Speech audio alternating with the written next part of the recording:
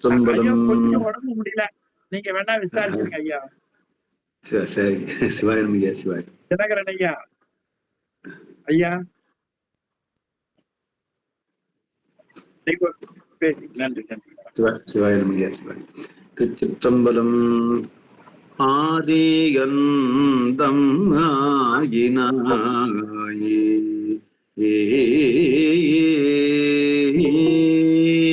ஆதிகந்தம் ஆயினாய் ஆலவாயில் கண்ணலேயே சோதிகந்தம் ஆயினாய் சோதியுள்வோர் சோதியாயே கீதம் வந்த வாய்மையால்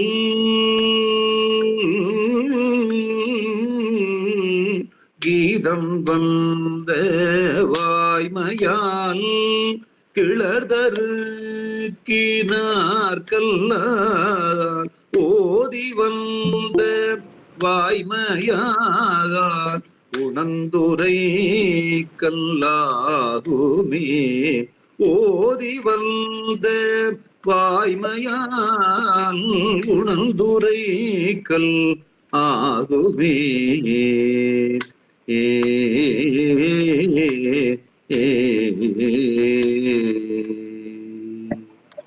சிற்றம்பலம். ஐயா சிவாயிரம் ஐயா, திருவடி கணக்கு சிவாய் சிவாய திருச்சிற்றம்பலம். சத்தியாய் சிவமாய் தனிப்பர முதலான முக்தியை துதி செய்ய சுத்தியான சொற்பொருள் நல்குவ சித்தியான இதனோ செய்ய உட்பாதமே. திருச்சிற்றம்பலம். அடியார்கள் மக்களுக்கு வணக்கம்.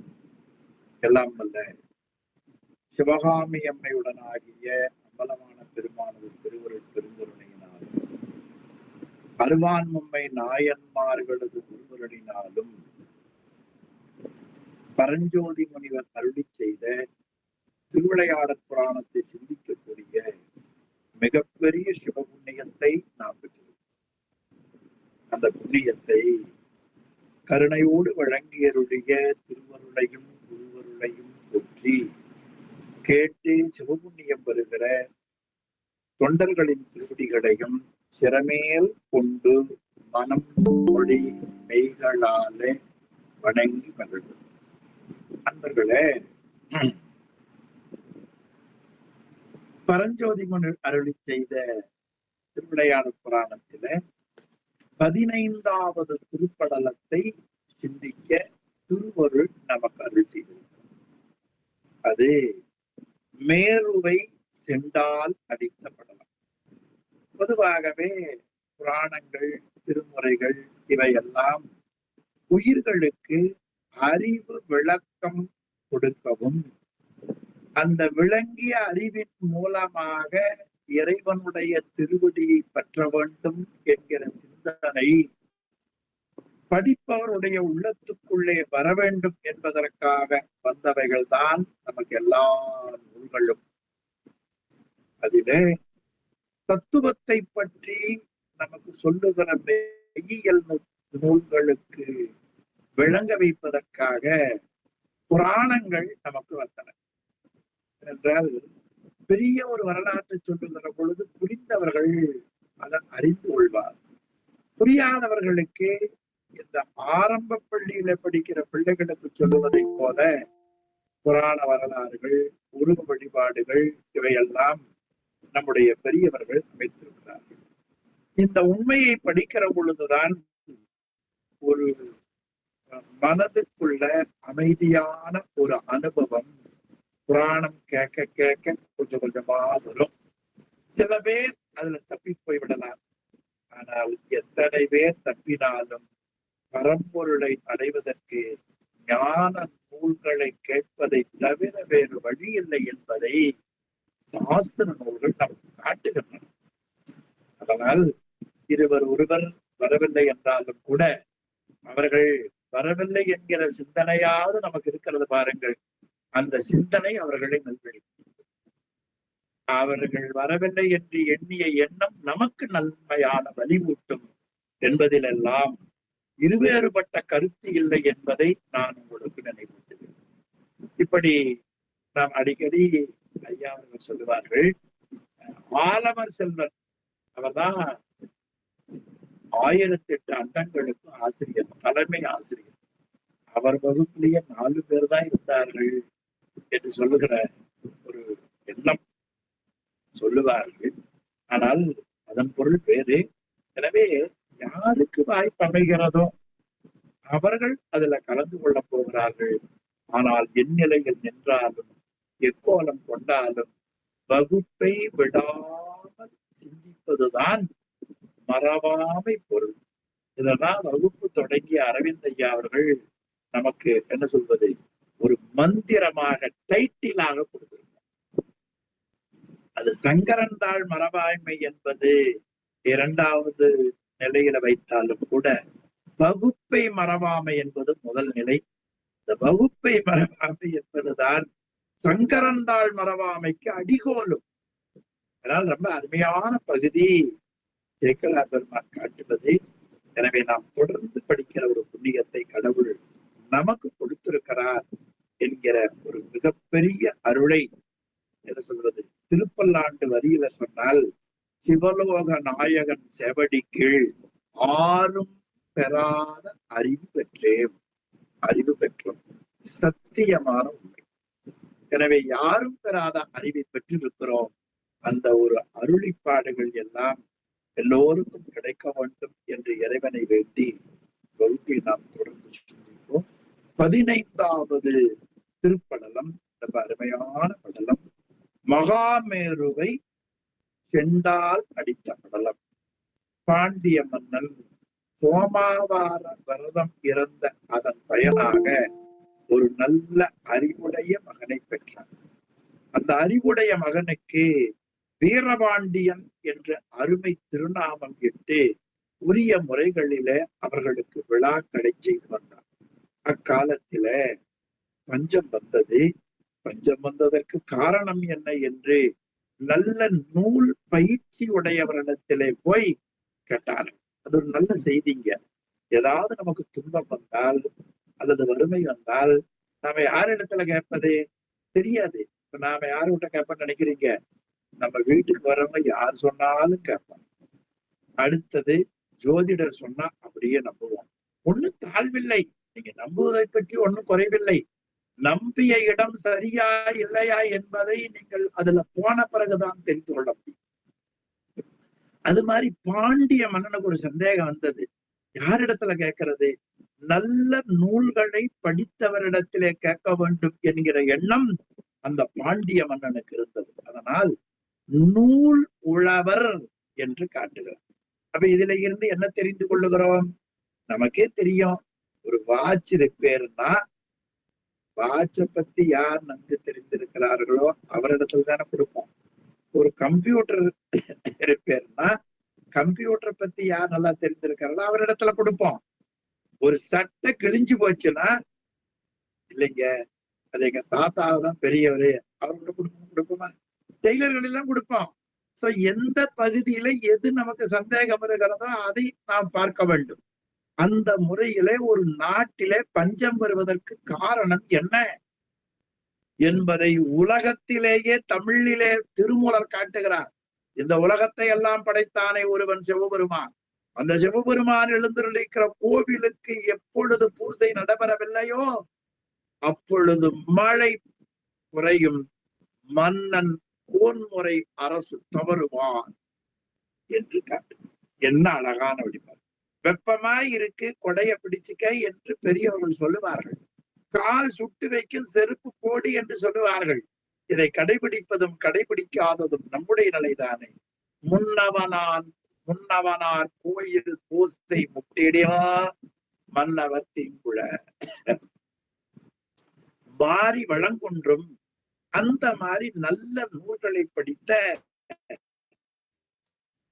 நூல் உழவர் என்று ஒரு நல்ல புதிய சொல்லாட்சியை பரஞ்சோதி முனிவர் காட்டியதை நாம் நினைவு கொண்டோம்.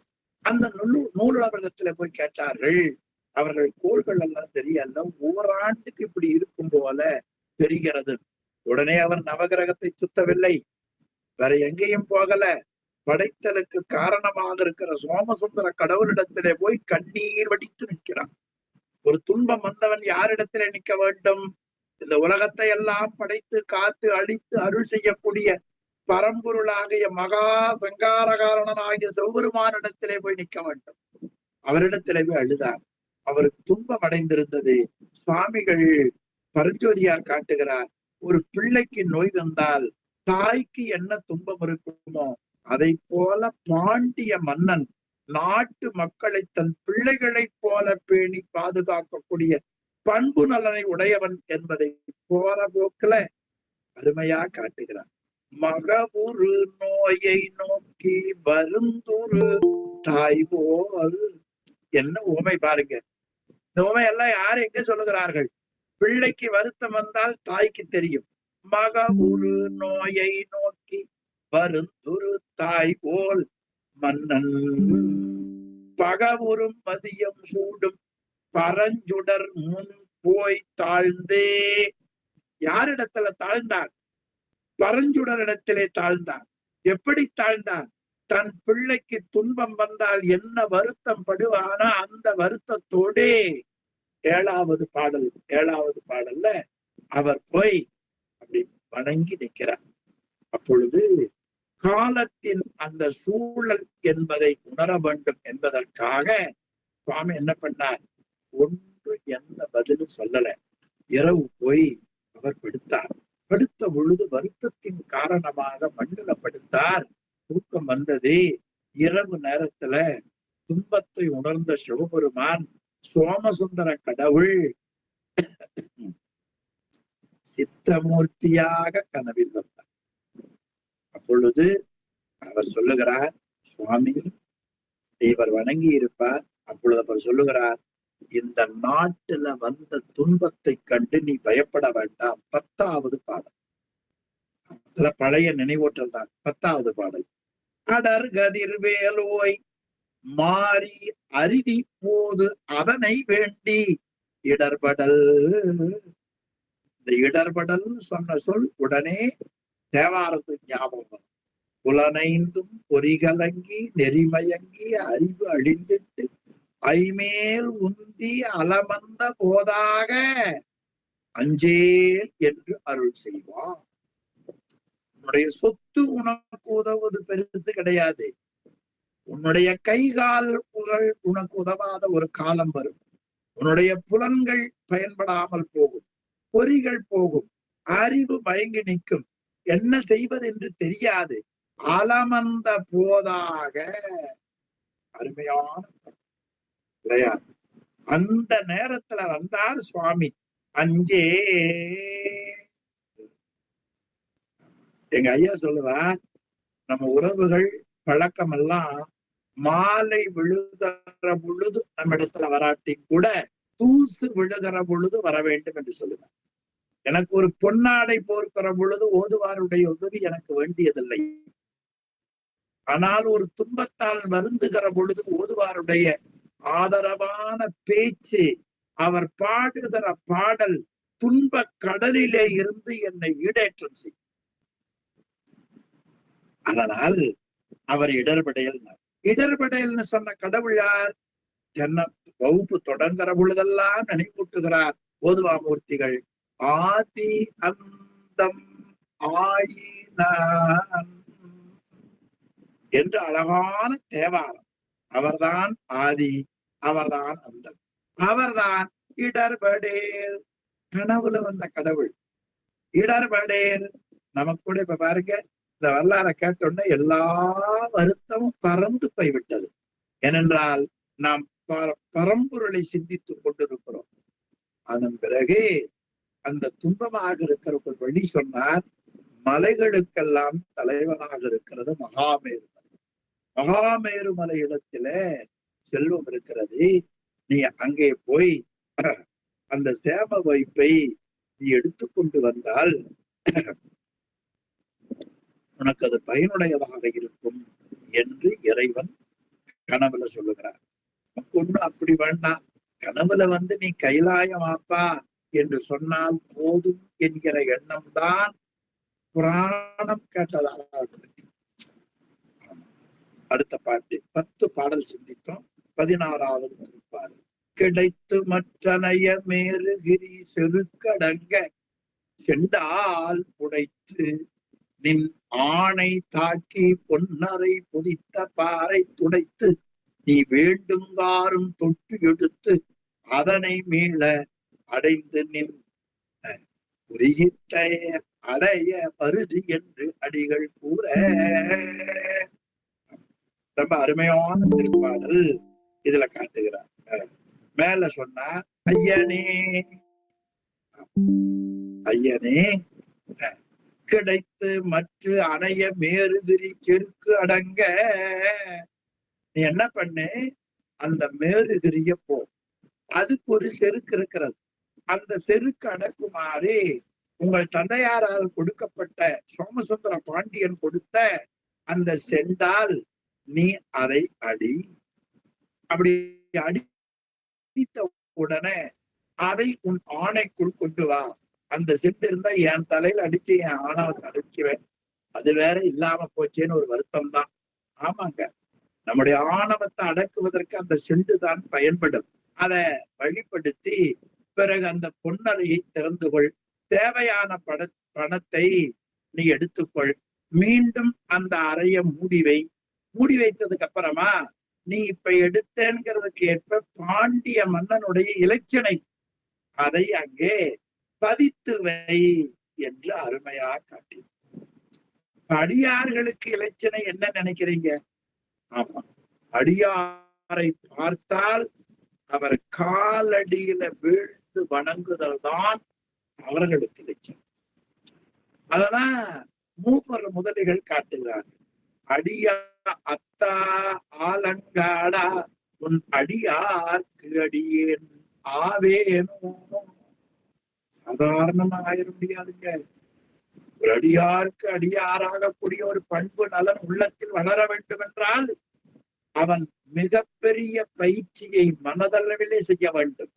அதனால் அந்த செண்டால் அடித்து பிறகு வேண்டுவதை எடுத்துக்கொண்டு நீ வருவாயாக என்று அடிகள், சிவபெருமானுக்கு பெயர் அடிகள் கூற அருமையான உபதேசம் அவர் செய்தார். இப்ப நமக்கு என்ன விண்ணப்பம் என்றால், எனக்கு அந்த பொருள் எல்லாம் ஒண்ணும் வேண்டாம், அந்த செண்டுல ஒரு அடி தலையில விழுந்தால் போதும், அது கிடைக்கணுமே. சரி, அப்படி சொன்னார். உடனே தூக்கம் விழுந்தது. விழித்தெழுந்து பார்த்தார். தூங்குற பொழுது எத்தனை கருவிகள் வேலை செய்யும் கூடவே ஞாபகம் வச்சுக்கணும். 25 கருவி. பாடம் கேட்கிற போது அது எனக்கு தெரியாது, ஆனா நனவுல எத்தனை கருவி வேலை செய்யும்? 35 கருவிகள் வேலை செய்யும். ஆக 25 கருவிகள் வேலை செய்து கொண்டிருந்த அந்த மன்னன் இப்பொழுது 35 கருவிகள் வேலை செய்யக்கூடிய விழிப்பு நிலைக்கு வந்தார். விழித்தனன் உக்கிரபாண்டியன் உடனே விழித்துக் கொண்டார். விழித்தனன் எழுமான் தேரோன் விழிக்கும் முன் கடன்கள் எல்லாம் கழித்தனன். எழுமான் தேரோன், மான் என்று சொன்னா குதிரை என்று பொருள். 7 குதிரைகள் பூட்டி இருக்கக்கூடிய தேரில இருப்பவன் சூரியன். அந்த சூரியன் எழுவதற்கு முன்பாக எழுந்து கடன்களை எல்லாம் கழித்தனன். அந்தந்த நாள்ல செய்ய வேண்டியது நான் சில முறை உங்களுக்கு நினைவூட்டி இருக்கிறேன். கடன் என்பது ஏதோ உடம்புக்கு செய்யக்கூடிய கடன்களான பல்லு விளக்குதல், பிறகு காலை கடன் முடித்தல் அல்ல. அது உடம்பு. கடன் என்பது சிவ பூஜை செய்தல். நல்லா ஞாபகம் வைத்துக் கொள்ள வேண்டும். எனவே சூரியோதயத்துக்கு முன்னால கடன்கள் எல்லாம் கழித்தனம் அந்நாளைக்கு தினம் வழிபாடு செய்யணும். திருநாமம் அஞ்செழுத்தும் செப்பாராகில் தீவண்ண திறமுருகால் பேசாராகில் அரு நோய்கள் கட வெந்நீர் அடியாராகில் ஒரு காலம் திருக்கோவில் சூழாராகில் உண்பதன் முன் மலர் பறித்து இட்டு உண்ணாராகில். 5 செயல்பாடுகளை செய்யக்கூடியது அன்றைய நாள் கடன். ஒரு நாளைக்கு 5 எழுத்தை கட்டாயம் சொல்ல வேண்டும். அடுத்ததா பெருமானுடைய பொருள் சேர் புகழை வாரம் ஒரு சிந்திக்கிறோம். தினமும் நாமோ மற்றவரிடமோ பேச வேண்டும். 2 திருநீரை பூச வேண்டும். 3 பூவை எடுத்து சுவாமிக்கு வைத்த பிறகுதான் சாப்பிட வேண்டும். ஒரு நாளைக்கு ஒரு முறையாவது இந்த உடம்பையும் உலகத்தையும் கொடுத்த கடவுள் இருக்கிற கோவிலுக்கு சென்று வர வேண்டும். இந்த 5ம் தான் கடன்கள் எல்லாம் கழித்தனன். இதுல ஒன்றையாவது கடைபிடிக்க வேண்டும். பிறகு மீன நோக்கி கணவனை வலமா போந்து, அப்படி அந்த கடன்களை முடித்த பிறகு மீன நோக்கி கணவன், மீனம்னா கயல் மீன், கயல் மீனை போல கண்களை உடையவன். கயல் கண்ணி அந்த அம்மா கணவனை அந்த அங்கையக்கண்ணி ஆகிய அம்மை உடனாக இருக்கிற பெருமான் சோமசுந்தர பெருமான் மணவாளன் கணவனை பலமா போந்து அந்த பெருமானை பலமாக வர வேண்டும். இது நம்முடைய வாழ்க்கையில அன்றாட செய்ய வேண்டும். அல்லது ஏதேனும் தொழில் தொடங்குற பொழுது, ஏதேனும் நன்மையான காரியங்கள் செய்கிற பொழுது, ஏதேனும் தொலைதூர பயணம் மேற்கொள்கிற பொழுது, நாம் வழிபடுகிற கோவிலுக்கோ அல்லது ஏதேனும் ஒரு சிவாலயத்திற்கோ சென்று சுவாமி வலமா வந்து குருக்களிடத்துல திருநீர் பிரசாதம் பெற்று போவது என்பது ஒரு நல்ல சைவ மரபு. இந்த மரபை வாதவூரடிகள் செய்ததாக திரு வாதவூரடிகள் புராணத்தில அருமையாக காட்டுவதை நாம் பார்க்கிறோம். பலமா போந்து துளித்தெறி கடல் நீக தொலைபுறம் சூழ கொண்டல் கிழித்தெழுவாயில் நீங்கி, நல்ல அலைகள் வீசும் கடல் போன்ற அந்த சேனை கூட்டங்கள் புறத்தே சூழ்ந்து வர, மேகமண்டலத்தை தொடுகிற அளவு உயர்ந்த அளவு உள்ள கோபுர வாயிலை கடந்து கீழ்த்திசை நோக்கி செல்வான். கீழை திசை நோக்கி அவன் புறப்படுவதற்கு தயாரானான் என்று இந்த திருப்பாடல் புறப்படுகிற பொழுது சுவாமி அம்மையை வழிபட்டு செல்ல வேண்டும் என்கிற கருத்தை பாண்டிய மன்னன் கடைபிடித்த உண்மையை நமக்கு காட்டுகிற பகுதி. பிறகு மன்னன் இது போல கனவிலே கண்ட நிகழ்ச்சிக்கு ஏற்ப மகாமேரு மலை இருக்கிற பகுதியை நோக்கி புறப்படுகிறான். இந்த செய்தி மக்களுக்கெல்லாம் அறிவிக்கப்பட்டது. மன்னன் புறப்படுகிற பொழுது என்னென்ன கருவிகள் முழங்கின, யார் யார் வாழ்த்தினார்கள் என்கிற பகுதியை 13வது பாடலிலே காட்டுகிறார். அருமையான பகுதி. மன்னன் இதோ வாயிலே நிற்கிறான். ஒரே சப்தம், யார் யார் வாழ்த்தினார்கள், அவர் மகாமேரு மலையை நோக்கி இந்த நாட்டு மக்களுக்கு பஞ்சம் நீக்கக்கூடிய பொருளை எடுத்து வரப்போகிறார். சொன்னவர் ஆலவாய் அண்ணல் கனவிலே சொன்னார். இதோ அங்கையக்கண்ணியுடனாகிய ஆலவாய் பெருமானை மாமன்னன் உக்கரவெழுதி பாண்டிய மன்னன் வணங்கினார். இந்த கோபுரத்து வாயிலை விட்டு இதோ புறப்படுகிறார் என்று. அதிர்ந்தன முரசம். என்ன அழகு அப்படின்னா, ஏதாவது வீட்டுல ஒரு ஆபத்து வந்துருச்சுன்னா இப்பெல்லாம் சைரன் வச்சிருப்பாங்க. ஆமா, எங்காவது ஒரு ஃபயர் ஆயிடுச்சுனாலோ அல்லது ஏதாவது திறன கதவு திறந்துட்டாலோ உடனே என்ன வீடு பூரா மணி அடிக்கும். போய் ஏதோ ஆபத்து என்று பக்கத்துல இருப்பவர்கள் எல்லாம் சூழ்ந்து கொண்டு பார்ப்பார்கள். ஏறத்தாழ அந்த முறையில அதிர்ந்தன முரசம், மிகப்பெரிய பேரிகை ஒலித்தது. சங்கம் அதிர்ந்தன, நல்ல சங்கு சத்தம், ஒரே சத்தம். இயங்கள் அண்டம் பிதிர்ந்தன. இயக்கங்கள்னா பலவிதமான இசைக்கருவிகள். அவையெல்லாம் பிதிர்ந்தன. பிதிர்ந்தன விண்ணை பிளக்கும்படியாக சத்தம். பிதிர்ந்தன என்ன ஆர்ப்ப பெயர்த்து வெண் கவரி துள்ள எப்படி காட்டுறாரு பாருங்க. ஆமா, சுவாமி ராஜா புறப்பட்டாருன்னா அந்த வெள்ளிய சாமரைகள் எல்லாம் ராஜா காட்டுவார்கள். இன்றைக்கு நீங்க திருக்கோவில்ல சுவாமிக்கு காலை உள்ளிட்ட 2 காலம் 4 கால வழிபாடுகள்ல அவர் உலகம் உயிர்களுக்கெல்லாம் ராஜா இல்லையா, அவருக்காக சிவபச்சாரங்கள் காட்டுவார். திருக்கோவில்ல வேள்விச்சாலைகள்ல வேதிகையின் மேல பெருமாள் எழுந்திருந்து இருக்கிற பொழுது வெண்சாமரம் பேசுவார். அப்படி சுவாமி புறப்படுறார். உக்கரம் எழுதி பெண் கவரி துள்ள முதிர்ந்த நான் மறையோர் ஆசி மொழிய, எவ்வளவு பெருசு பாருங்க. மன்னனாக இருந்தாலும் கூட மன்னனுக்கு மேலே மறைகள் கற்றவர்கள் அவனை வாழ்த்தினார்.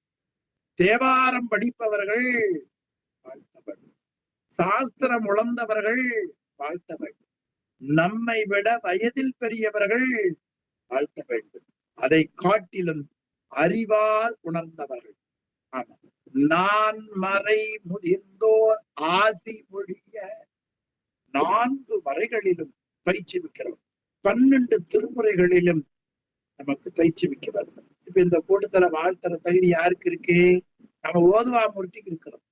அவர்தான் 12 திருமுறைகளையும் படித்திருக்கிறார். ஏறத்தாழ 20 ஆண்டு பாடசாலையில பயின்று இருக்கிறார். தேவைப்படுகிற பொழுது பண்புகற்பங்களை எல்லாம் நமக்கு தேனாக ஊட்டுகிறார். அவருடைய வாழ்த்து நமக்கு கிடைத்திருக்கிறது. தொடங்குற பொழுதும் அவர் வாழ்த்துதான், நிறைவு செய்கிற பொழுதும் வாழ்த்துதான். சாமி தொடங்குற பொழுது வாழ்த்து வேணா, புராணம் கேட்கணும்னு சரியா போச்சு, நிறைவு பண்ற போது எதுக்கு வாழ்த்துன்னு கேக்குறீங்களா? நான் நினைச்சிட்டு இருக்கிறேன் அடுத்த வகுப்புக்கு இதே மாதிரி வரணும்னு அவர் தொடங்கி வைக்கிறார். அப்ப நாம நினைச்சு வர்றதுன்னு நினைக்கிறீங்களா? கிடையாது. பெரியவருடைய வாழ்த்துதான் நம்மை வாழ வைக்கும். அந்த முறையில நான் மறை முதிர்ந்த ஆசி மொழிய நாவல்லோ ஏத்த, நல்ல புலவர்கள் மன்னனை பற்றி அவனுடைய வீரதீரங்களை பற்றி தெரிந்தவர்கள் அவர்களை பாராட்டினார்கள். ஏத்த பதிந்து பார்க்கிழைய திந்தோர் பாகுமுன் செலுத்த உந்தனம். அதாவது அந்த வலிமையான தேர், அந்த தேரை பாகன் பார்ன இந்த நில உலகம், அந்த நில உலகம் கிழியும்படியாக முன்னே செலுத்தினான். அப்படியே உருண்டு பதிந்தது. இன்னைக்கு தேர் போனீங்கன்னா நல்ல பாதையா இருந்தா கூட தேர் பாதை அந்த மண்ணில் பற்றும். அது கிளிய என்ற சொல்லால அழகுபட காட்டுகிறார். அப்படியாக அவர் இப்பொழுது கீழ்த்திசை நோக்கி ஊர்ந்தான். அப்படி தேர அப்படி முன்னால வந்து செலுத்தி சென்றார். அடுத்த திருப்பாடல் 14வது பாடல். பவளக்கால் பிச்சம் பொன்காட் பன்மணி கவிகை முந்த தவளக்காற்பதாகை காடும் தானவர் அருவி தூங்கும் கவளக்கால் பொறுப்பும் பாய்மா கடலும் மண் மடந்தை ஆக துவளக்கால் பயவர் மான் தேர் தொகுதியும் சூழல் போக. அதாவது அவர் இருக்கிற அந்த தேர் இருக்குது பாருங்க, பவளத்தால் செய்த செக்கச்செவேன்னு காம்பினியுடைய பீலிக்கூட.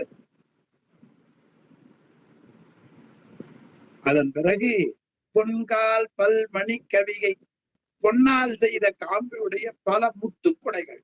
சுவாமி போகிற பொழுது அப்படி முத்துக்குடை. தவளக்கால் பதாகை, தவளம்னா வெண்மையான அந்த முத்து. தவளம் என்பது வெண்மையை குறித்தது.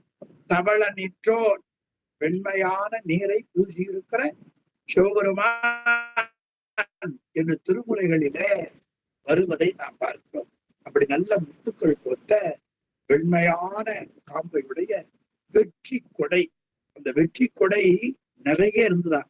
அதனால மிகுதியை காட்டுவதற்காக பதாகை காடு, அவ்வளவு பெருசா. தானவான் அருவி தூங்கும் கவளக்கால் பொறுப்பு, மதமாகிய அந்த பெரிய அருவி ஒழுகும் காலை உடைய கவளத்தை உண்டுகின்ற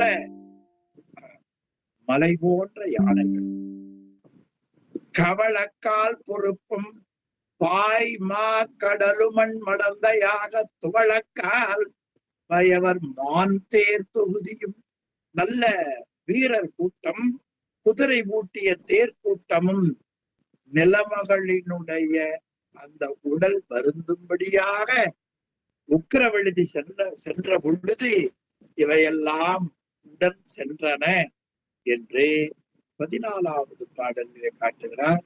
அதுல காடு என்ற சொல் என்பது மிகுதி என்ற பொருளை நாம் சொல்ல வேண்டும். 15வது பாட்டு, அவர் இப்படி புறப்படுகிற பொழுது ஏனைய மக்களும் உடன் வருவார்கள். அவரவர்கள் கொடி பறக்கும். அதுல உக்கிரகுமாரனுடைய பாண்டிய மன்னனுடைய கொடி உயர பறந்ததாக 15வது பாடலில அளவுபட காட்டுகிறார்கள். கோழினர் ஞாழல் அன்ன ஓட்டுயிர் புலகு பேழ்வாய் தாழ சின உழுவை ஒற்றை தனி பெரும் கொடியும், நல்ல பூங்கொத்தை உடைய ஞாழலின் பூங்கொத்தை வளைந்த நகத்தையும் புலால் நாற்றத்தை உடைய பவளத்தால், அது படிச்சுட்டு இல்லையா, கோழினர் ஞாழல் அன்ன ஓட்டுயிர் புலவு பேழ்வாய் தாழ்சின உழுவை ஒற்றை தனி பெரும் கொடி, நல்ல நல்ல வளமாக வளர்ந்திருக்கக்கூடிய, கொழுமையா வளர்ந்திருக்கக்கூடிய பூங்கொத்தை உடைய ஞாழலின் பூவையொத்த வளைந்த நகத்தையும் புலால் நாற்றத்தை உடைய பிளந்த வாயையும் தாழ் சினம் அடிபட்ட சினத்தை உடைய ஒற்றை தனி பெரும் கொடி, புலிக்கொடி. அத உழுவினார் அந்த புலி எழுதிய ஒப்பற்ற தனி பெரும் கொடியும். அடுத்து சூழ கயற்கொடி நிலத்துளாங்கை எழுயர் வரைமே தோன்றி இருவி சும்பகடு கீரி, அதற்கு மேல நல்ல வலிய வலி எழுதிய கொடியும் மீனக்கொடியும். இப்படி புலிக்கொடி, அடுத்து கயல் கொடி, அடுத்து வில் கொடி, சேர சோழ பாண்டிய மன்னனுடைய அந்த கொடிகள் எல்லாம் நமக்கு உடன் சென்றதாக பார்க்கிறோம். எனவே சேர சோழர்கள் கொடிகள் கீழ்பட்டு வர இந்த கொடி உயரச் செய்தல். அப்ப மூவேந்தர்கள்ல ஒருத்தர் பிற நாட்டின் மேல் செல்லுகிற பொழுது ஏனைய இருவர் கொடியும் உடன் போகும். இப்ப முதல்ல என்ன காமித்தார்? புலிக்கொடியை காட்டி, உழுவை ஒற்றை புலி எழுதிய ஒப்பற்ற பெரிய கொடி. அதன் பிறகு வில் எழுதிய கொடி, 1 2 3 4 5வது வரி பாருங்க, 5வது வரி புலி எழுதிய ஒப்பற்ற பெரிய கொடி. 6வது வரி பாருங்க வில் எழுதிய கொடி. 7வது வரி பாருங்க மீனக்கொடி. இப்ப மூவேந்தர்களும் போகிறார்கள். அதில இந்த மீனக்கொடி ஏனைய கொடியை காட்டிலும் கொஞ்சம் உயரப்படும். நிலம் துளாம் கை எழு உயர் வரை மேல் தோன்றி, இந்த நிலத்து தடவுகின்ற துதிக்கையுடைய 7 முழம் உயர்ந்த மலை போன்ற யானை மேல தோன்றி. அந்த யானை உயரம் எவ்வளவு சொல்றார்? 7 முழம் உயரம். இந்தியாவுல தமிழகத்துல கேரளா யானை அப்படி திரும்பி பார்த்தீங்கன்னா பயந்துருவி. அவ்வளவு பெரிய யானை. திடீர்னு யாராவது ஒரு யானை பக்கத்துல பார்த்த மூச்சடிச்சு ஹார்ட் அட்டாக் வந்தாலும் போயிடும். அந்த யானையினுடைய உயரத்தை காட்டுறாரு பாருங்க. ஏதோ சின்ன ஒரு பொருளை கொண்டு வச்சிடக்கூடாது. அதை அருமையா சொன்னார் பாருங்க. நிலம் துளாம், அந்த யானை மேல நின்னா தும்பிக்கை அப்படி நிலத்துல பதியுமா. அந்த நிலத்தை துளாவுகிற அளவு 7 முழம் உயர்ந்த மலை போன்ற யானை. அந்த யானையின் மேலே அந்த புலிக்கொடியானது, மன்னிக்கவும், கயல் கொடியானது மேல அப்படியே வர அமைந்தது. அது 7 முழம் உயரம். அது யானைக்கு இருக்கக்கூடிய அந்த உத்தம இலக்கணங்கள்ல யானை 7 முழம் உயரம் உடையது உத்தம இலக்கணம் என்று நமக்கு சொல்லுவார்கள். அந்த முறையில இது அமைய பெற்றது. நாட்டாரையா அவர்கள் 7 போதகம் என்று சிந்தாமணியில நச்சினார்க்கினியர் ஒரு உரை எழுதியதாகவும் ஒரு மேற்கோளை அருமையாக காட்டுகிறார்கள். அப்படி பல இயங்கங்கள் முழங்க பெரிய யானை, பக்கத்துல வில்கொடி, இந்த பக்கம் புலிக்கொடி, யானையின் மேல கயல் கொடி மீன் கொடி பறக்க சுவாமி புறப்படுகிறார். உக்கரவழுதி, அவர்தான் சுவாமின்னு சொன்னேன். உக்கரவழுதி புறப்பட்டார். சோழ நாட்டை கடந்து போகிறார். தென்கடல் வடபால் நோக்கி செல்வது போல, தென்கடல் வடபால் நோக்கி செல்வது போல தென்னன் தன் கடலினில் நீங்க கன்னி தண்டமிழ் நாடு நீந்தி. தென்னன் அது பாண்டிய மன்னனுக்கு சொல்லக்கூடிய ஒரு சொல். உக்கரபாண்டி அவன் எப்படி போனானா, தெற்கே இருக்கிற கடல் வடல் திசையை நோக்கி செல்வது போல தன்னுடைய படைகளோடு புறப்பட்டார். தென்னன் தன் கடல் நிகம் கண்ணி, தன் கடல் அணிகம் தன் தமிழ் கண்ணி நாடு நீந்த. தன்னுடைய கடல் போன்ற அந்த சேனையோடு தண்டமிழ் நாடு குளிர்ந்த தமிழ் வளமும் கன்னி தமிழ் நாடு.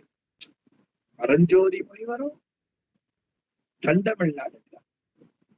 மணிவாசக பெருமான் தன்னா தமிழழிக்கும் தன்பாண்டி நாட்டானை பெண்ணாளும் பாகனை வேணு பெருந்துறையில் கண்ணார் கடல் காட்டி நாயேனை ஆட்கொண்ட அண்ணாமலையானை பாடு, அண்ணாமலையானை பாடுதுக்கா அம்மா நாய் என்று 8வது திருப்பதியும் அம்மானையில தன்னார் தமிழழிக்கும் தன்பாண்டி நாடு. அவரும் வாதவூரர் தானே, பாண்டி நாட்டுக்காரர் தான். பரஞ்சோதி முனிவரும் பாண்டி நாட்டு சிறப்ப சொன்னார். ரெண்டுக்கும் முன்னுக்கு பின்னுக்கு முரண் வந்துடக்கூடாது பாருங்க. நான் சைவ சித்தாந்தம் சொல்லுகிறேன். பதி பசு பாசம் என்று 3 பொருள்ல பதியினை போல் பசுபாசம் அனாதீன். சிங்கப்பூர்ல சைவ சித்தாந்தம் படிச்சாலும் இதான் சொல்லணும், லண்டன்ல படிச்சாலும் இதான் சொல்லணும் இல்லையா? இன்னொரு ஒரு 100 ஆண்டு கழிச்சு பாடம் சொல்லதான் சொல்லணும். எனவே வாதவூரர் சொன்ன தண்டமிழ் நாடும் பரஞ்சோதி முனிவர் சொல்லுகிற தண்டமிழ் நாடும் நாம் உள்ளத்தில எண்ணி மகிழத்தக்கது. தண்டமிழ் நாடு நீந்தி அந்த தமிழ் வழங்கக்கூடிய அந்த தண்டமிழ் நாட்டை காத்து வன் கடல் நெறி கொண்டேங்கி வளவர்கோன் எதிர்கொண்டாற்றும் தன்கடன் முகமனேற்று நளிர்பொன் நாடு நீந்தி. நல்ல காட்டு வெளியில சென்று அங்க போன சோழ மன்னன் அவர் வரவேற்றார். வளவர்கோன், அருமையான படம். வளவர்கோன் என்பது சோழர்களுக்கே சொல்வது, எல்லாருக்கும் தெரியும். சுவாமி ஞானசம்பந்த பெருமான் மதுரை நோக்கி வருகிறாங்க. செய்தியை மட்டும் சொல்லுகிறேன். ஆலவாய் கோவில் எவ்விடத்து என்று கேட்கிறார். அப்போ அமைச்சர் பெருமான் குலச்சிறையார் இதோ ஆலவாய்க்கிறார். அப்ப ஆலவாய்ன்னு சொல்லி இருக்கலாம். அப்ப அந்த ஆலவாயில பணி செய்கிற தொண்டரை முதல்ல காட்டினார். அவர் ராணி என்பதற்காக இல்ல. அவர் யார் தெரியுமா? மங்கையர்க்கரசி, வளவர்கோன் பாவை, வரிவளகை மடமானி, பங்கைய செல்வி, பாண்டிமாதேவி. இதெல்லாம் ஒரு சிறப்பு கிடையாது. அவளுக்கு இருக்கிற சிறப்பு என்ன தெரியுமா? பணி செய்து நாள்தோறும் பரவ. இவ்வளவு பெரிய உலகியல் சிறப்பு இருந்தாலும் கூட சிவபெருமானுடைய திருக்கோவிலுக்கு போய் பணி செய்யக்கூடிய பெருமையுடைய ஞானபதி என்று காட்டு. இந்த காட்சியை நாம் அருமையா காட்டு. இப்ப நமக்கு என்ன பெருமை? எல்லா படிப்பும் படித்திருக்கலாம், ஆனால் சிவபூஜை செய்யக்கூடிய தகுதியை வளர்த்து ஒரு தேவாரமாவது இந்த ஜென்மத்திலே பாடக்கூடிய மனநிலையை மக்கள் கற்றுக்கொள்ள வேண்டும். என்ன சுவாமி, தேவாரமும் தமிழும் உங்களதால சொல்லுகிறதா? கிடையாது. கற்றதனால் ஆய பயன் என்கொள் வாலறிவன் நற்றாள் தொழார் எனின் என்று திருக்குறள் காட்டுவதை சிறியேன், இதை கேட்பவர்களுக்கு நினைவூட்டு. உரை எழுத வந்த பரிமேலழகர் ஆகம அறிவுக்கு பயன் அவன் தாழ் தொழுதல் என்று காட்டி, நாம் படிக்கக்கூடிய கல்விக்கு பயன் அவன் தாழ் தொழுதல்.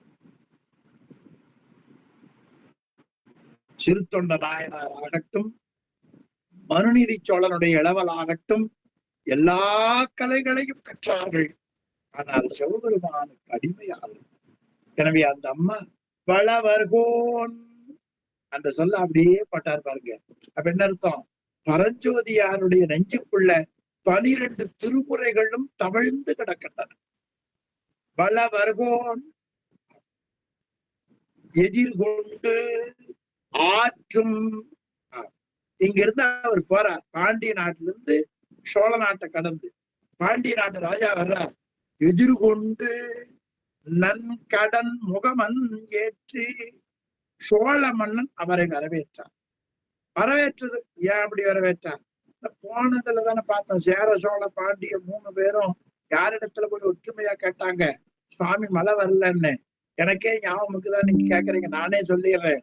பொதிகை மலையில் இருக்கிற அகத்திய முனிவர் இடத்துல போய் 3 பேரும் கால் விழுந்து வேண்டினார். அப்பொழுதுதான் இந்திரன் கொட்ட போங்கன்னு சொன்னார். அங்க எப்படி போறதுன்னு கேட்டாங்க. சோமாவார விரதத்தை கடைபிடினாங்க. அப்ப சேர சோழ பாண்டியர் மூவேந்தர்களுக்குள்ள இணைப்பு இருக்கிறது என்பதை நாம் பரஞ்சோதியார் காட்ட கண்டோம். இப்ப அந்த 3 பேரும் அங்க போனாங்கல்ல, இப்ப மீண்டும் பாக்குறாங்க. உடனே என்ன செய்தார்? வள வருகோன் எதிர்கொண்டு. சென்ற முறை சிங்கப்பூருக்கு போன பொழுது ஒளியரசு ஐயா அவர்கள் தீக்கை கொடுத்தார்கள். அதுல கலந்து கொள்ளுகிற வாய்ப்பை கடந்து. நேற்று நாகை காரோணம் சென்றேன். அதிபத்த நாயனார் அவதாரம் செய்த ஞானமண் அங்கே ஒரு அடியார் வந்து வணங்கினார். அவர் வணங்கியதால நானும் வணங்கினேன். அதுவா சொன்னார், ஐயா தாங்கள் சிங்கை வந்திருந்த பொழுது தீக்கை பெறுகிற வாய்ப்பை இறைவன் கொடுத்தார், தாங்களும் உடனிருந்தீர்கள். அப்ப தெரிஞ்சவுடன் ஐயா வாங்க மீண்டும் வணங்க ஆரம்பிச்சு. அது மாதிரி எங்க செங்கில சந்திச்ச மாதிரி இவங்க 3 பேரும் இந்திரலோகத்துல சந்திச்சு பட்டாங்க. திருப்பி அவர்கள் இப்ப அவர் வர்றாருல்ல, அது மாதிரி நாகை காரோணத்துல என்ன வரவேற்றார். இப்படி திருவருளா அப்படி அமைத்து சிந்திப்பது ஒரு நல்ல ஒரு மகிழ்ச்சி. உடனே சோழன் பார்த்தான்.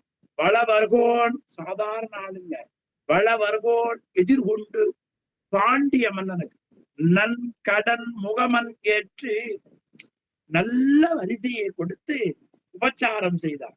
நளிர் புனல் நாடு நீந்தி, அது தஞ்சமிழ் நாடு, இது காவிரியால் குளிர்ந்த நாடு. அது தமிழால் குளிர்ந்தது, இது காவிரியால் குளிர்ந்தது. என்ன ஒற்றுமை பாருங்க.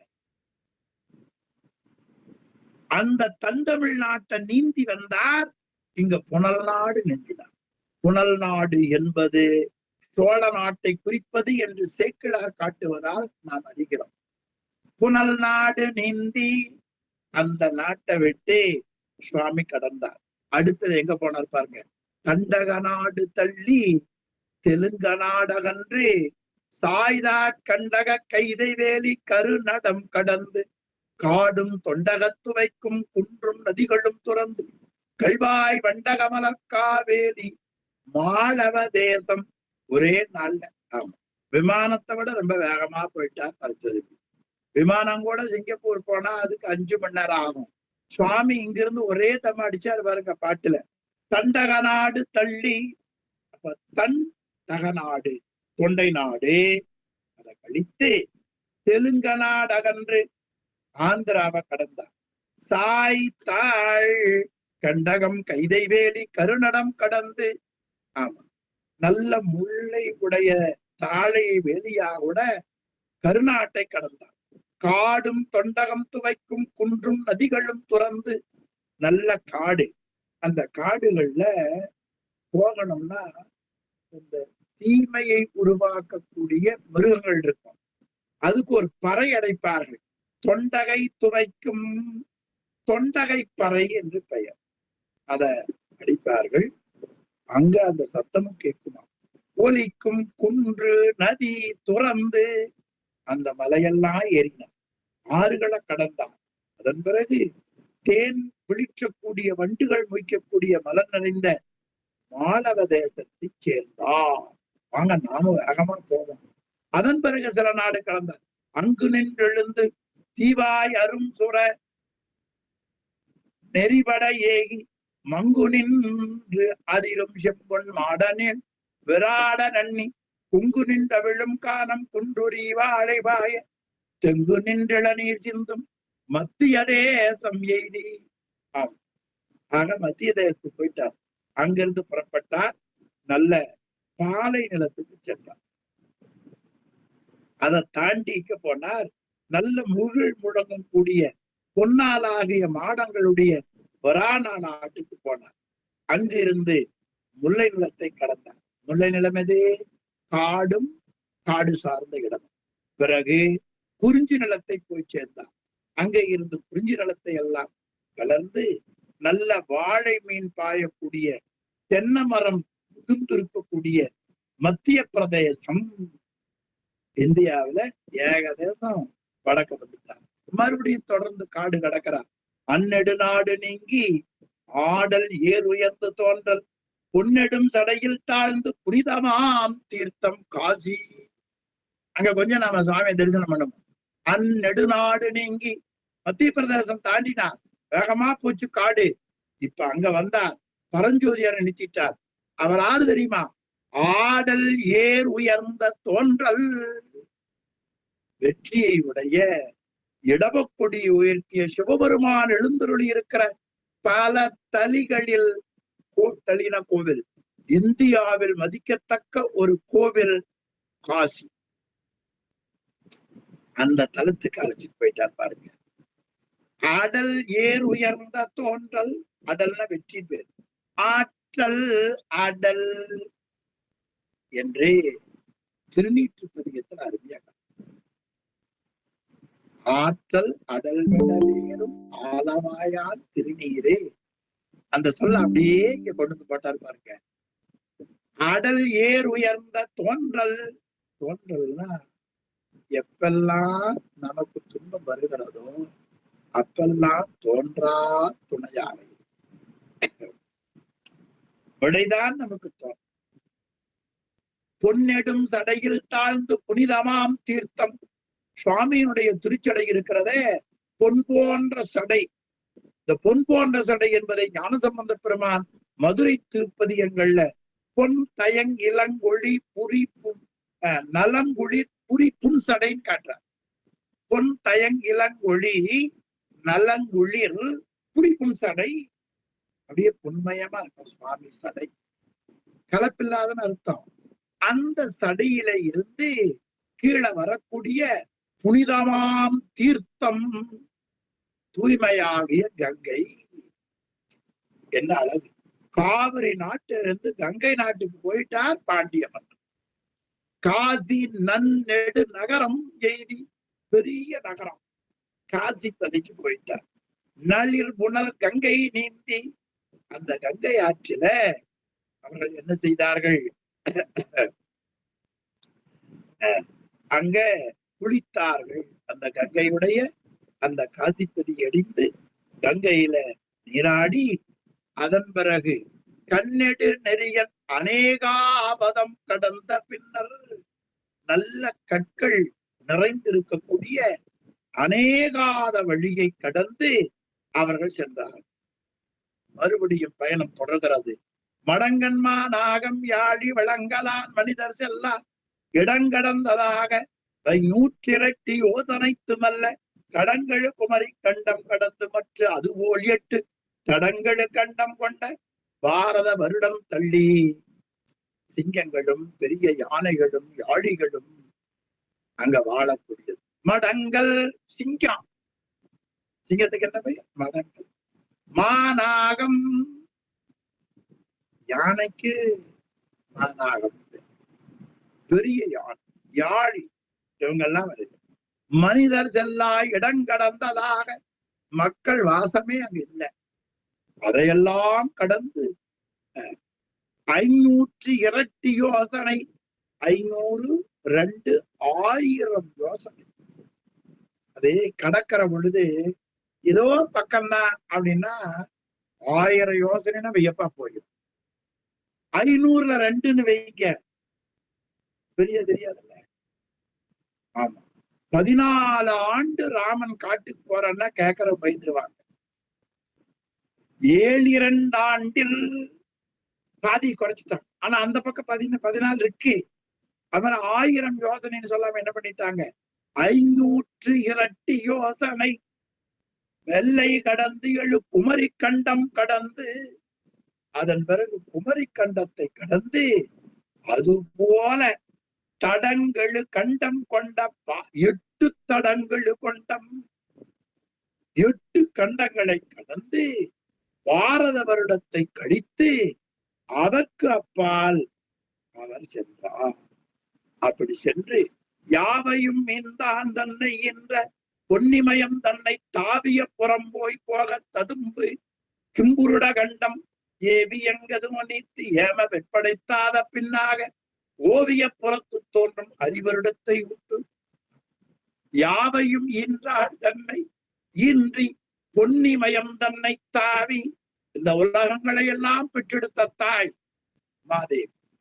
அந்த அம்மாவை வளர்த்தது இமயமலை.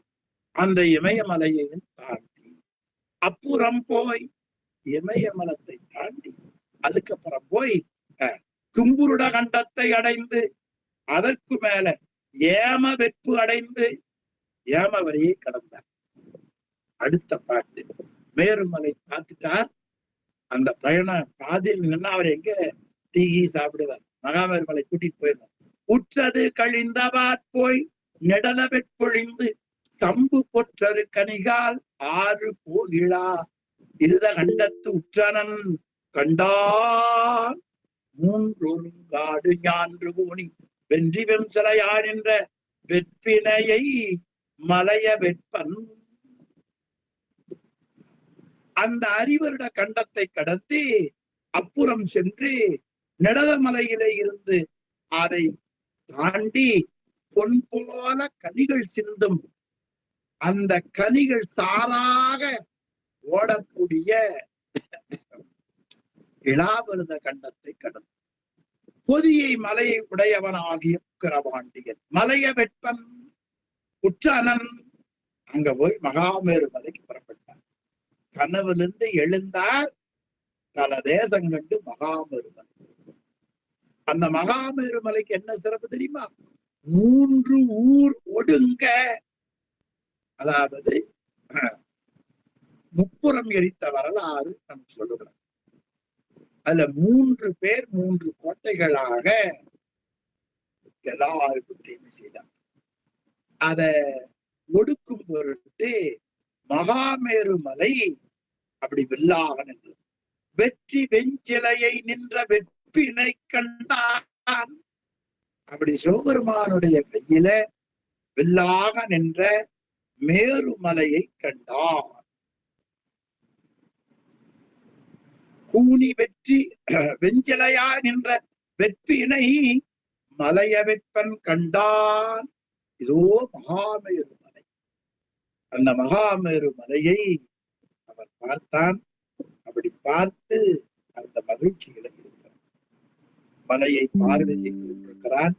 என்னென்னெல்லாம் கண்டான், என்ன அதிசயம் நடந்தது என்பதை அடுத்த வாரம் சிந்திக்க திருவருள் கூட்டி வைத்திருக்கிறது.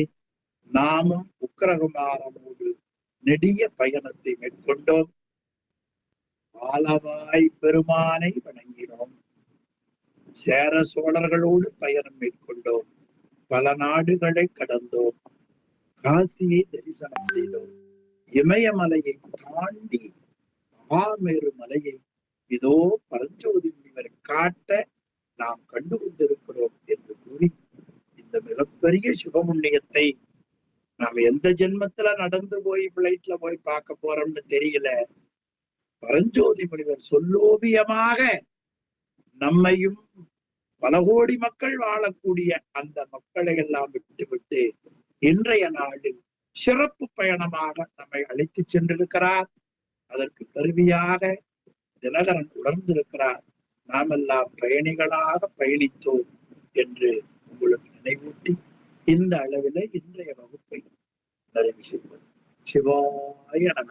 திருச்சிற்றம்பலம். ஐயா ஓதோமூர்த்தி ஐயா, ஐயா சிவாய நமங்கய்யா. வகுப்பு நிறைவு செய்தவர்களுக்கு பெருமானே. சிற்றம்பலம். திங்களணி திருஆலவாயேனும் அண்ணல் திருவிளையாட்டிவை அன்பு செய்து கேட்போர் சங்கநிதி பதுமநிதி செல்வம் ஓங்கி தகைமை தருமக பெறுவர் பகையை வெல்வர் மங்கள நன்மணம் பெறுவர் பிணிவந்தெய்தார் வாழ்நாளும் நனி பெறுவர் வானாடீதி புங்கவராயங்குள்ள போகம் மூழ்கி புண்ணியராய் சிவனடிக்கு நன்னி வாழ்வார் புண்ணியராய் சிவனடிக்கு நன்னி வாழ்வார். திருச்சிற்றம்பலம். என்னாடுடைய சிவனே போற்றி, என்னாட்டவர்க்கும் இறைவா போற்றி, ஏகம் உடையந்தாய் போற்றி, பாகம் பெண்ணுரு ஆனாய் போற்றி, காவாய் கனகத்திரளே போற்றி, கைலை மலையானே போற்றி போற்றி. திருச்சிற்றம்பலம். ஐயா சிவாய நமங்க. திருவடி கணக்குங்க ஐயா. சிவாய நம. சிவசிவா, நீங்க அம்மையப்பரா காட்சி கொடுக்குறீங்க. சிவாய நம. சிவாய நம. சிவாய் நம்ம திருவடி வணக்கங்க ஐயா. சிவாய சிவாய் ஐயா. திருவடி வணக்கங்க ஐயா. சிவாய நம. அடியார்கள் மக்கள் அனைவருக்கும் அடியனுடைய தெண்டனிட்ட பணிவு கலந்த சிவாய நம. சிவாய நம்ம திருவடி வணங்கிக்கிறேங்க ஐயா. சிவாய சிவாய நம. சிவாய நம. திருச்சிற்றம்பலம் ஐயா. திருவடி வணங்கிக்கிறேங்க ஐயா. சிவாய திருவடிக்கு வணக்கம். சிவாய நம.